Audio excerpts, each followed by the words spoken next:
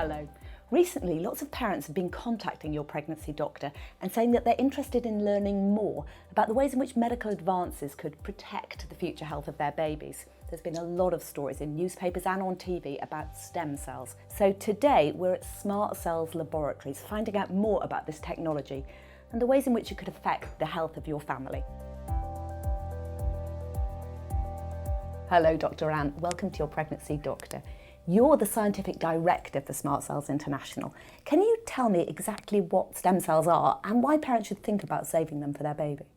Stem cells are truly amazing. In the very early embryonic stage of development, they have the potential to generate an entire human being. They then become ever more specialised and generate different tissues and organs as required. In adult life, we retain stem cells, and their job in that setting is to repair and regenerate our tissues and organs throughout our entire lives. So they have tremendous proliferative potential. We've known this for many, many years, and stem cell therapeutics have been around since the days of early bone marrow transplantation for diseases such as leukemia, lymphoma, and so on.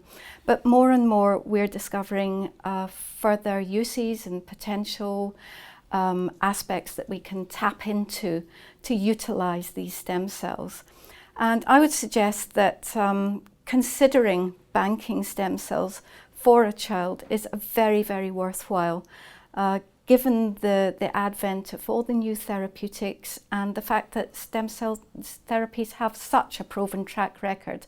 So it's like an insurance policy for the future, if you will. And why should parents save them? What can they do for a child? Well, stem cells have tremendous potential, as I've said, to regenerate tissues and organs and generate tissues during the developmental stages in utero. And we've known for many years that they've had therapeutic potential. For example, bone marrow transplantation has been around for perhaps 30 years, used in the setting of hematological cancers such as leukemias and lymphomas.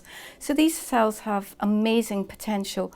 More recently, we've known that cord blood stem cells have therapeutic potential, and so I think banking these cells opens up a lot of options for people perhaps later on in life, should they develop problems or require any kind of therapeutic intervention. So I suppose it's a bit like a sort of insurance policy. It is, you could say that, yes. And you store stem cells at Smart Cells Yes. International. Now, how did you come to work at Smart Cells? What's your background? My background is predominantly in the NHS. I spent just shy of 29 years working in stem cell transplantation, so I go back quite a long way, and I was fortunate enough to be in the field in the early days, and I've seen a lot of developments as time has gone by. I retired from the NHS a few years ago, having spent my last 10 years in the Royal Marsden as a consultant clinical scientist. That's busiest transplant unit in the UK. And during that time, Smart Cells approached me from time to time for advice. And when I intimated that I was intending to resign from the NHS, retire, they asked if I would join them as their scientific director, and 3 years on, I'm still here. Well, I can tell just by talking to you that you have a real passion for your job and for stem cells. Absolutely, it's such a fascinating field with so much potential. Now, where are stem cells found and how do you get at them? Well, we have stem cells in adulthood distributed throughout our bodies, but specifically the cells we're interested in at Smart Cells are those that can be derived from umbilical cord blood or cord tissue. And these can be collected relatively easily with absolutely no adverse effects to mothers or babies at the time of birth. We can take these cells to the laboratory, process them under rigorous conditions and store them at sub-zero temperatures, where they will remain in essence in suspended animation.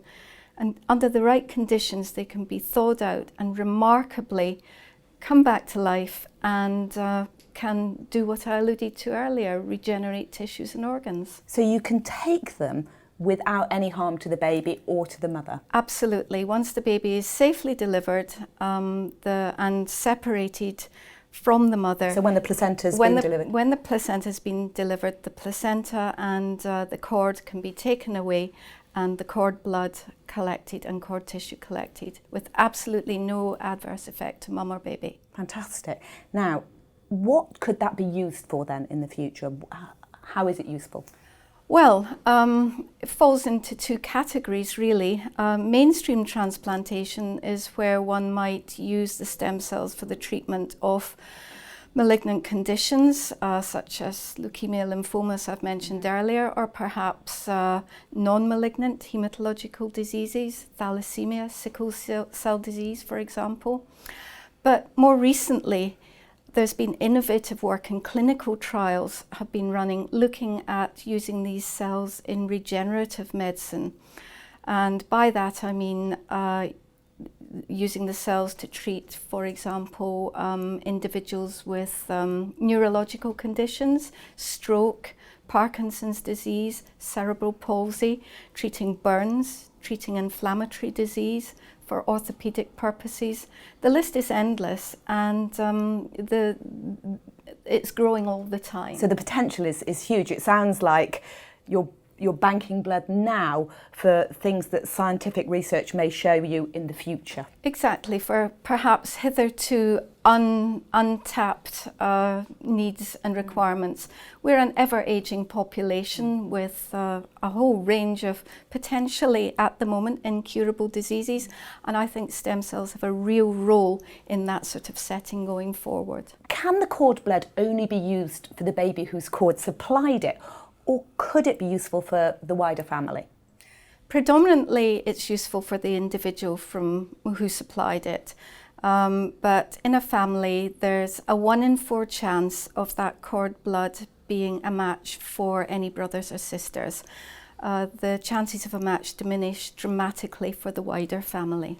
Okay, but it's a consideration. It is a consideration.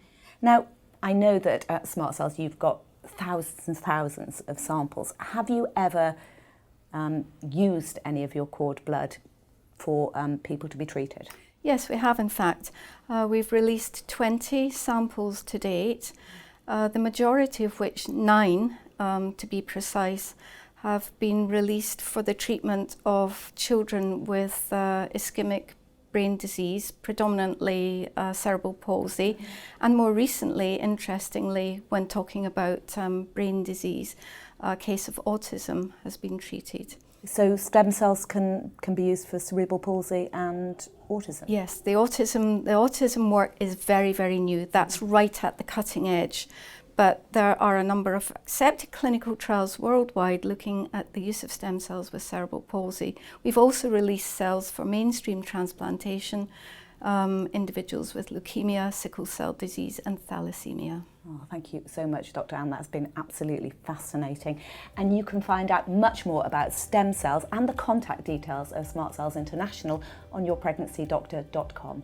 Pregnancy advice straight to your device.